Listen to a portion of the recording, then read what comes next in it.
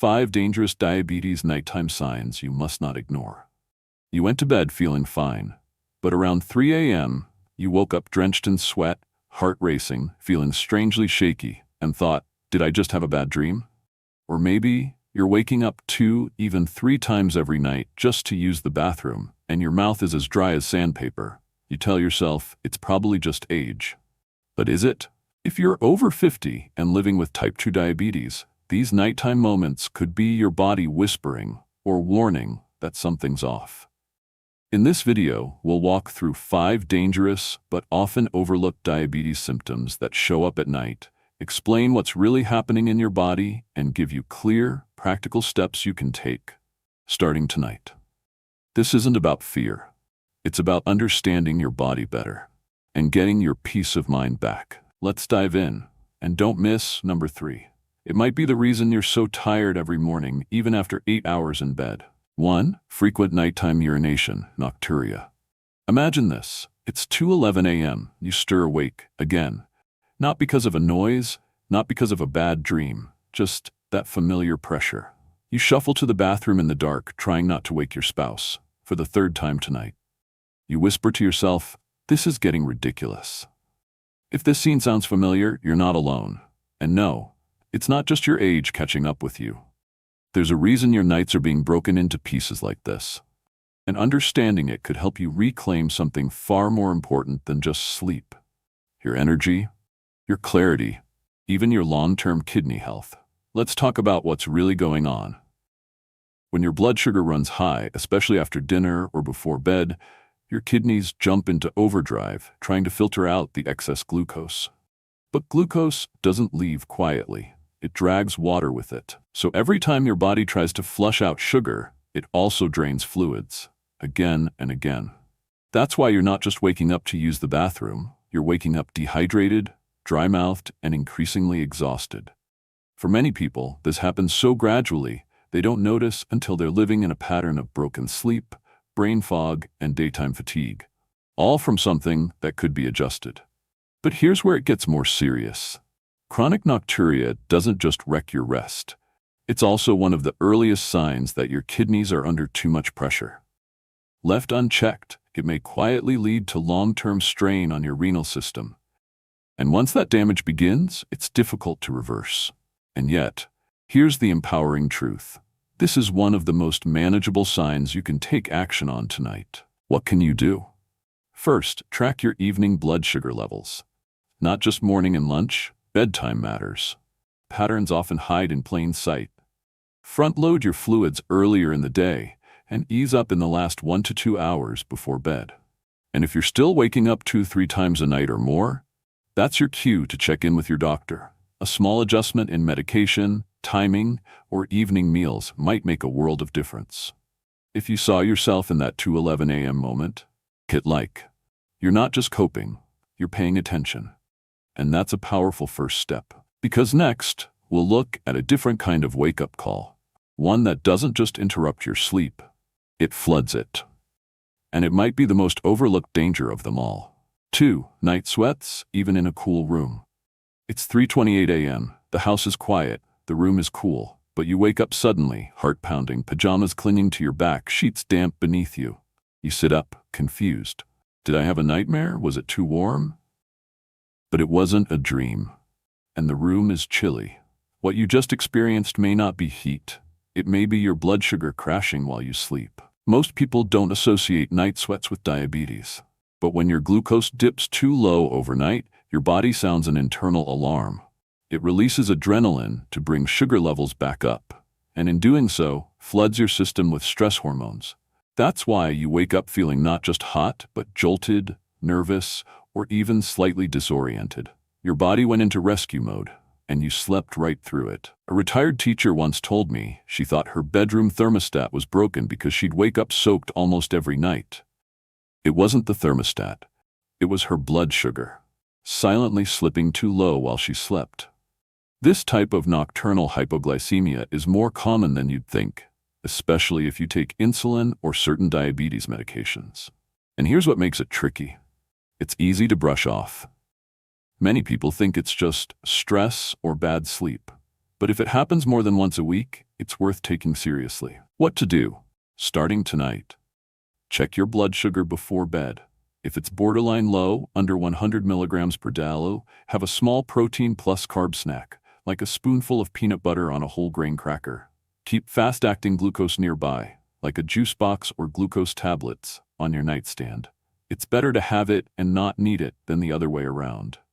And most importantly, talk with your loved ones about how to recognize the signs of low blood sugar. Confusion, cold sweats, shaking, especially if they ever need to help you in the middle of the night. If this felt uncomfortably familiar, go ahead and tap like. You're not imagining it, and you're certainly not alone. But what if your blood sugar doesn't crash? What if it stays too high all night instead and leaves you waking up more tired than when you went to bed?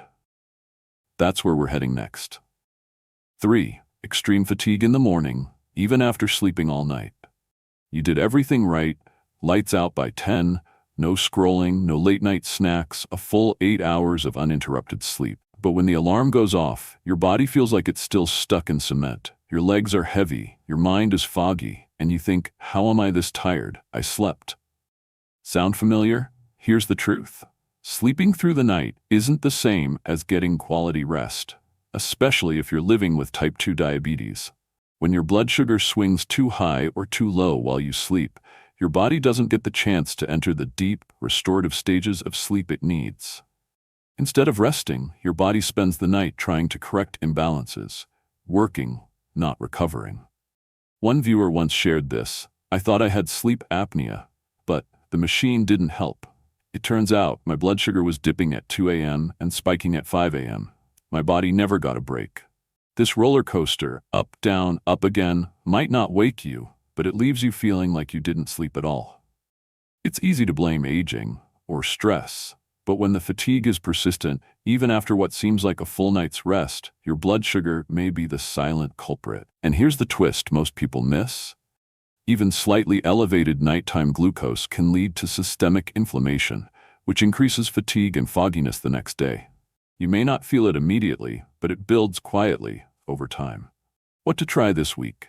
Track your bedtime blood sugar for 3 to 5 nights, not just your morning readings. You may start to notice patterns. Avoid large or carb-heavy meals late in the evening. Your body needs to rest at night, not spend 6 hours digesting and fighting sugar. Keep your routine consistent. Same bedtime, same meal timing, same winding down habits. Your body thrives on rhythm. If you've been waking up tired and blaming yourself, give yourself a little grace. This may not be about effort, it may be about blood sugar. And if that realization gave you an aha moment, you might want to subscribe, because understanding what your body's trying to say is the first step toward taking back control. But there's one more nighttime disruption that's harder to describe. Sometimes it doesn't look like tiredness. It shows up as tension, twitching, or pain in your legs that just won't let you sleep. Let's talk about that next. 4. Leg cramps or restless legs. You're just about to fall asleep. Your eyes are closed, your breathing slows, and then, out of nowhere, a sharp jolt shoots through your calf. You grab your leg, wincing in pain. It tightens like a knot and refuses to let go. Or maybe it's something subtler, but just as frustrating. A strange, jittery sensation in your legs, like they're crawling from the inside, like they have to move, even when you're desperate to rest. This isn't just getting older, and it's not all in your head. Many people living with type 2 diabetes experience nighttime leg cramps or restless leg syndrome, RLS, and it's often linked to blood sugar imbalance, nerve sensitivity, or electrolyte loss. Here's what's happening. Chronically high glucose levels can begin to damage tiny nerves in your legs, a complication known as diabetic neuropathy. At the same time, your body may be losing magnesium, potassium, or calcium due to frequent urination or insulin resistance. These minerals are essential for smooth muscle relaxation. When your legs don't get the message to relax, they rebel.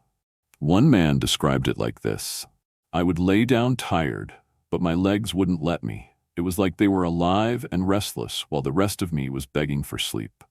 And the worst part? These symptoms often go undiagnosed or brushed off as just stress or normal aging. But here's the hopeful truth.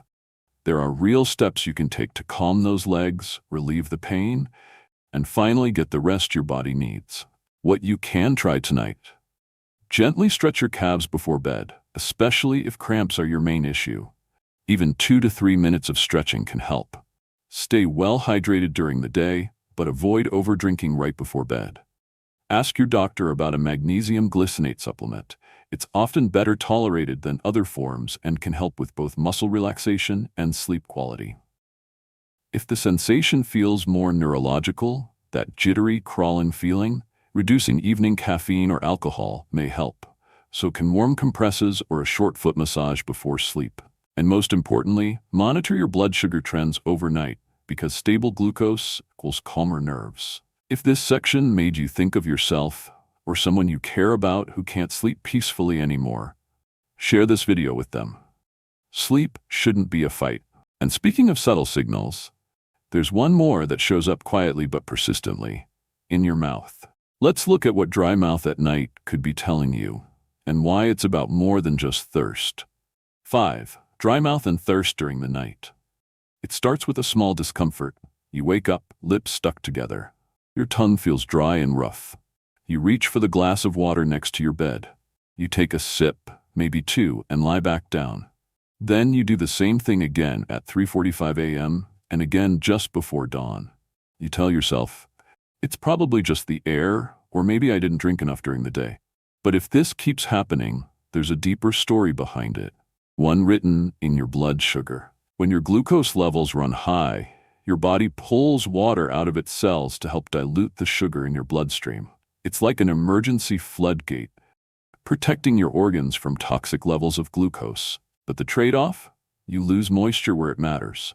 Your saliva production drops, your mouth dries out, and your thirst ramps up, especially overnight. Over time, this can lead not only to restless sleep, but to gum problems, cavities, and even oral infections. Most people don't link these symptoms to diabetes, but they're deeply connected. Here's something most people don't realize. Chronic dry mouth at night can also affect how you breathe. You may start breathing through your mouth more, especially when sleeping on your back, making things even worse. So what can you do to break the cycle? Practical steps for tonight. Keep a small glass of water bedside, enough to relieve discomfort, but not enough to trigger more nighttime bathroom trips. Chew sugar-free gum or suck on a xylitol lozenge about 30 minutes before bed.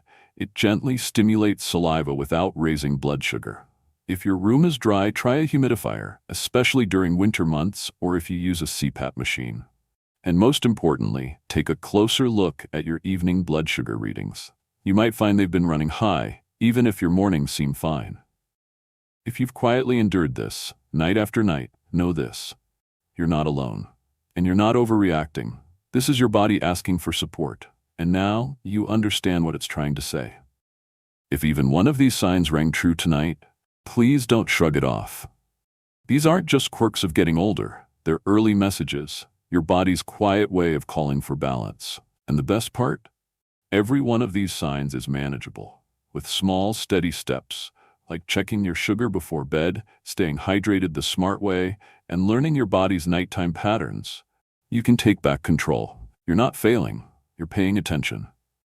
And that's the most powerful step anyone can take. If this video helped you feel more aware, more capable, or just seen, go ahead and subscribe. You deserve to stay ahead of your diabetes, not behind it. And we're not done. In our next video, we'll uncover 4 silent nighttime signs of diabetes that even doctors sometimes miss, and what to do if one of them is waking you up without warning. I'll link it for you right here.